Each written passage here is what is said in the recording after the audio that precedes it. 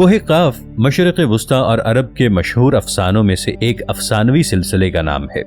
اسلامی روایات کے مطابق کوہ قاف کو جنوں کا وطن کہا جاتا ہے، جسے اللہ تعالیٰ نے چمکتے زمرد سے بنایا ہے، جبکہ ایرانی روایتوں کے مطابق یہ علاقہ شمالی قفقاز کے علاقوں میں تھا، اور اس علاقے کو آج تک کوئی انسانی حکومت حاصل نہیں کر سکی اور نہ ہی کوئی انسان اس پر قبضہ کر سکا، کیونکہ یہ پہاڑی سلسلے اسرار میں ڈھکے ہوئے تھے۔ کوہ قاف دراصل ایک پہاڑی سلسلہ ہے۔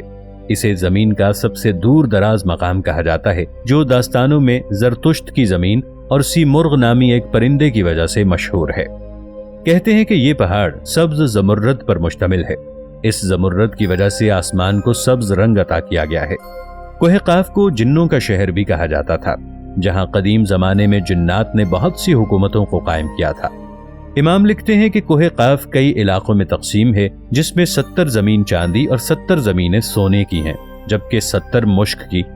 عربی کتابوں کے مطابق کوہ قاف چند پہاڑی سلسلوں میں سب سے اونچا پہاڑی سلسلہ ہے، جو اللہ تعالیٰ کی طرف سے زمین کو سہارا دینے کے لیے بنایا گیا تھا، اور اس دنیا میں جتنے بھی پہاڑی سلسلے ہیں، ان سب کی شاخیں زیر زمین کوہ قاف سے جڑی ہوئی ہیں۔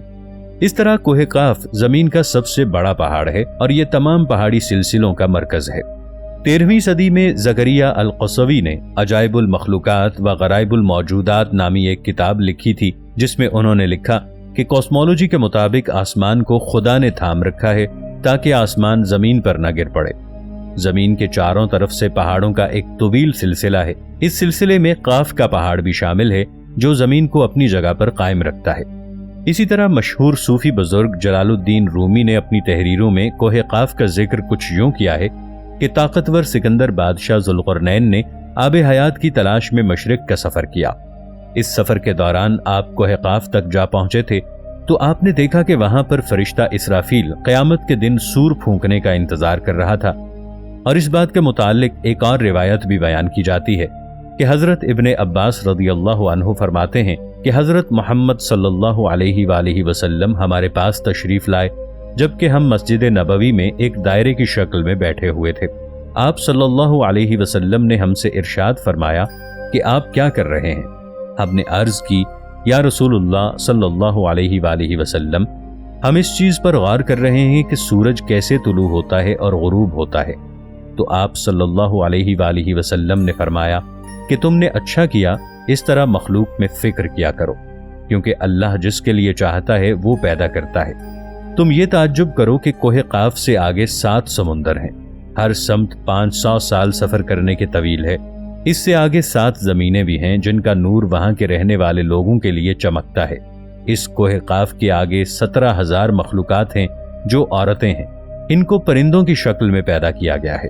اس کا بچہ پیدا ہوتے ہی ہوا میں اڑنے لگتا ہے، اور یہ اللہ کی تسبیح سے 1 سیکنڈ کے لیے بھی غافل نہیں ہوتے۔ ان کا کھانا بھی ہوا ہے، ان کا پینا بھی ہوا ہے، ان کا لباس برتن بھی ہوا کے ہیں۔ وہ یہ نہیں جانتے کہ اللہ تعالیٰ نے حضرت آدم علیہ السلام یا ابلیس کو پیدا کیا ہے، اور نہ ہی ابلیس کی اولاد کو جانتے ہیں۔ اللہ تعالیٰ نے کوہ قاف کو دنیا کی جلد کے طور پر پیدا فرمایا۔ یہ ساری دنیا اس پہاڑ کے درمیان ایسے موجود ہے جیسے کوئی انگلی۔ کوئی انسان وہاں نہیں پہنچ سکتا، کیونکہ وہاں پہنچنے کے لیے 4 مہینے اندھیرے سے گزرنا پڑے گا۔ یہ وہ پہاڑ ہے جہاں کوئی سورج اور چاند نہیں ہے، حتیٰ کہ یہ سورج اور چاند کو بھی نہیں جانتے کہ اللہ تعالیٰ نے ان کو تخلیق کیا ہے۔ جو روشنی ان تک پہنچتی ہے وہ کاف پہاڑ کی روشنی ہے۔ وہاں موجود لوگ جڑی بوٹیاں کھاتے ہیں اور ان کے جسم پر کوئی کپڑا نہیں ہوتا۔ کوئی بھی شخص آج تک یہاں نہیں پہنچ سکا۔ کیا یہ وادی واقعی جنوں کا دیس ہے یا کسی اور دنیا میں جانے کا کوئی پراسرار راستہ ہے؟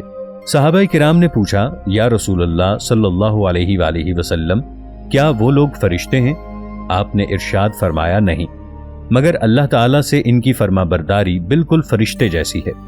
آپ صلی اللہ علیہ وسلم نے فرمایا کہ معراج کی رات میری ملاقات کوہ قاف کے لوگوں سے ہوئی تھی۔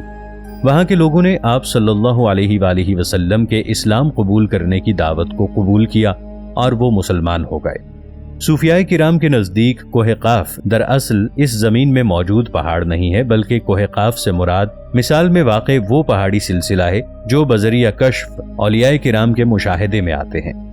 جیسا کہ خواجہ فرید الدین عطار جیسے صوفیاء نے اس تصور کا مشاہدہ کیا ہے۔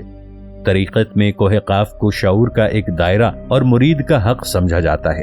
اسے پا کر بندہ فنا فی اللہ کے درجے تک پہنچتا ہے۔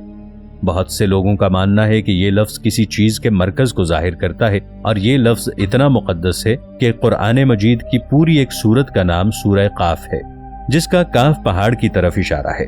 اس میں اللہ تعالیٰ کی وحدانیت، موت اور زندگی کا نظریہ پیش کیا گیا ہے۔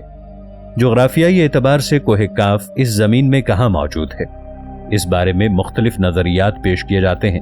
زیادہ تر مورخین اس بات پر اتفاق کرتے ہیں کہ عربی داستانوں کے کوہ قاف دراصل موجودہ روس میں قفقاز یعنی کوہ قاف کے پہاڑی سلسلے کی بلند ترین چوٹی ماؤنٹ البروس ہے، جو کہ 18,506 فٹ یعنی 5,642 میٹر بلند ہے۔ یہ واضح نہیں ہے کہ کوہ قاف کا سلسلہ یورپ میں ہے یا ایشیا میں۔ کوہ قاف کے دامن میں واقع چچنیا کی چھوٹی سی جمہوریت، جس کا رقبہ 15,000 مربع کلومیٹر ہے اور آبادی 10 لاکھ سے بھی کم ہے، کوہ قاف کا یہ علاقہ 16ویں صدی سے صفوی ایران، سلطنت عثمانیہ اور روس کے درمیان کشمکش اور معرکوں کا مرکز رہا ہے۔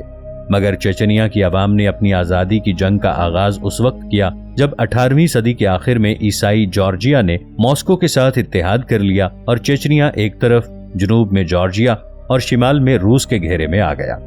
اس کے علاوہ اس میں آرمینیا، آذربائیجان، تاجکستان، روس اور چچنیا جیسے ممالک بھی شامل ہیں۔ یہ علاقہ قدرتی حسن سے مالا مال ہے، جہاں جانوروں اور پرندوں کی بے شمار اقسام پائی جاتی ہیں۔ قفقاز کا پہاڑی سلسلہ شمالی قفقاز اور ماورا قفقاز میں تقسیم کر دیا گیا ہے۔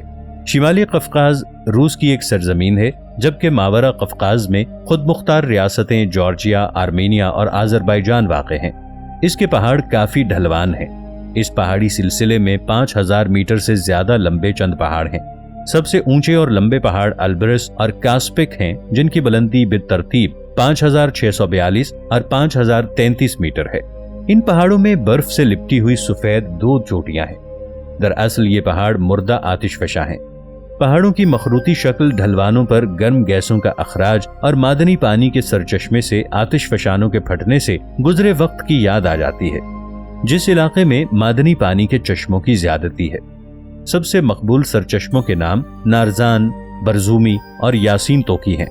ان کے نزدیک مشہور صحت گاہیں اور تفریحی مقامات واقع ہیں، جہاں روسی لوگ سوویت کے زمانے سے آرام و تفریح کرنا پسند کرتے ہیں۔